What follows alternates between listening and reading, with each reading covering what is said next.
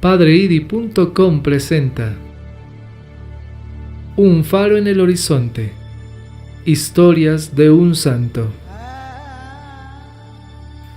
9 de junio. Beata Ana María Tagle. Tal vez no hubo en toda Roma durante el siglo XIX una mujer más notable que Ana María Tagle, la abnegada y trabajadora esposa de un criado y la madre ejemplar de muchos hijos, quien fue honrada con la particular estimación de 3 sucesivos pontífices y cuya pobre casa fue el centro de reunión para muchos de los altos personajes de la Iglesia y el Estado que buscaban su intercesión, su consejo y su opinión en las cosas de Dios. Ana María Antonia Gesualda nació el 29 de mayo de 1769 en Siena, donde su padre era boticario. La familia perdió sus bienes y, reducida a la pobreza, emigró a Roma, donde los padres de Ana trabajaron en el servicio doméstico, en casas particulares, mientras que la joven se internaba en la institución que se encargaba de educar a los niños sin recursos. A la edad de 13 años, Ana comenzó a ganarse el pan con su trabajo. Durante algún tiempo estuvo empleada en una fábrica de tejidos de seda y después entró al servicio de una noble dama en su palacio.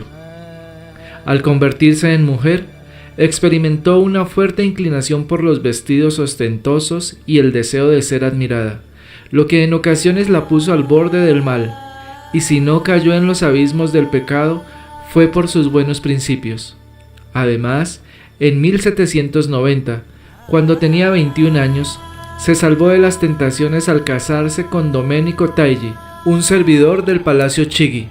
Aún entonces seguían atrayéndola las cosas del mundo, pero poco a poco la gracia se iba adueñando de su corazón y sintió remordimientos de conciencia que la impulsaron a hacer una confesión general. Su primer intento de abrir el corazón ante un sacerdote chocó con una seca negativa, pero la segunda tentativa tuvo éxito. Encontró la guía espiritual que necesitaba en un fraile servita, el padre Angelo, quien habría de ser su confesor durante muchos años. El sacerdote se dio cuenta desde un principio que estaba tratando con un alma elegida, y ella, por su parte, siempre consideró el momento en que conoció al padre Angelo como la hora de su conversión. Desde aquel día, renunció a todas las vanidades del mundo y se contentó con vestir las ropas más sencillas. No volvió a tomar parte en diversiones mundanas, a menos que su esposo se lo pidiera especialmente. Su mayor consuelo y alegría los encontró en la oración, y su generoso deseo de someterse a mortificaciones externas tuvo que ser moderado por su confesor, quien la adaptó a los límites en que no afectaba los deberes de su vida diaria como ama de casa. Su marido era un buen hombre, pero de escasas luces y muy quisquilloso. Si bien apreciaba las evidentes cualidades de su esposa, nunca pudo comprender los heroicos esfuerzos de Ana por adquirir la santidad ni sus dones especiales. Ella siempre cumplía sus deberes cotidianos del hogar con extraordinaria entrega.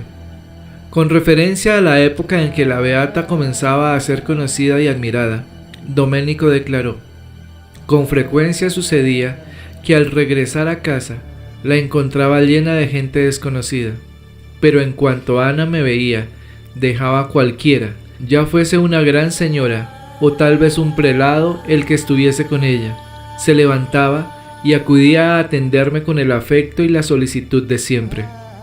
Se podía ver que lo hacía con todo el corazón. Se habría arrodillado en el suelo a quitarme los zapatos si yo se lo hubiese pedido.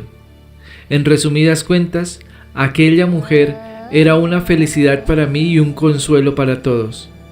Con su maravilloso tacto, era capaz de mantener una paz celestial en el hogar, a pesar de que éramos muchos, de muy distinto temperamento, y había toda clase de problemas, sobre todo cuando Camilo, mi hijo mayor, se quedó a vivir con nosotros durante los primeros tiempos de su matrimonio.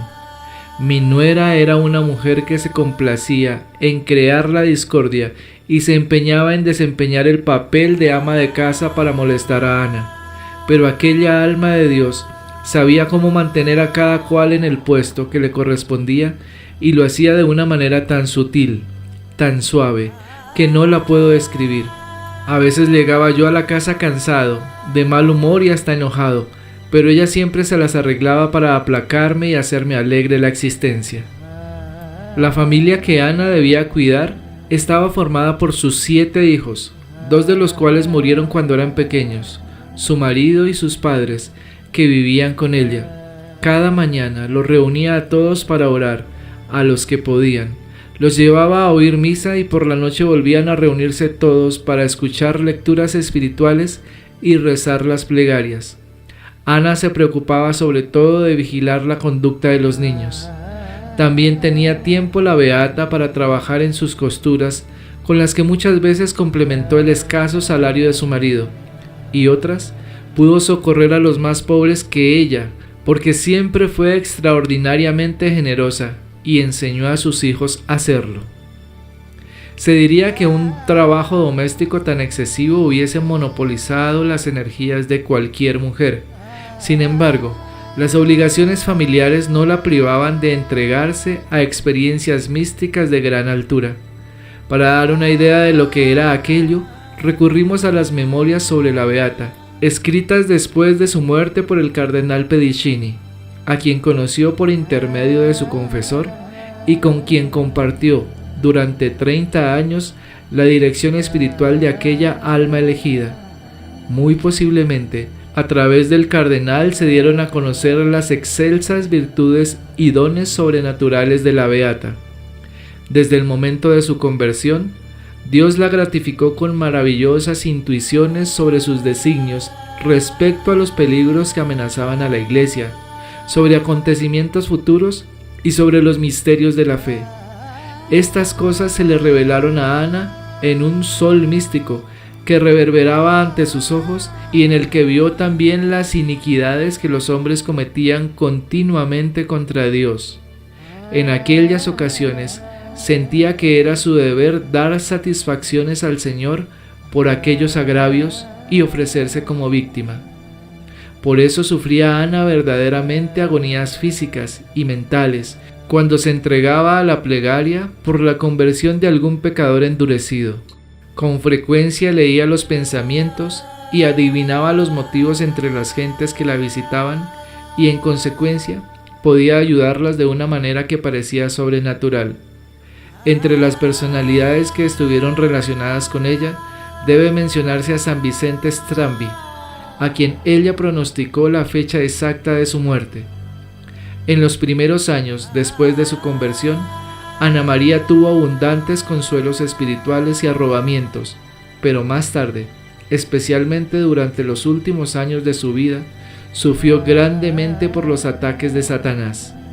Estas pruebas, aunadas a los quebrantos de salud y a las murmuraciones y calumnias, le dieron ocasión para mostrar resignación y soportarlas alegremente.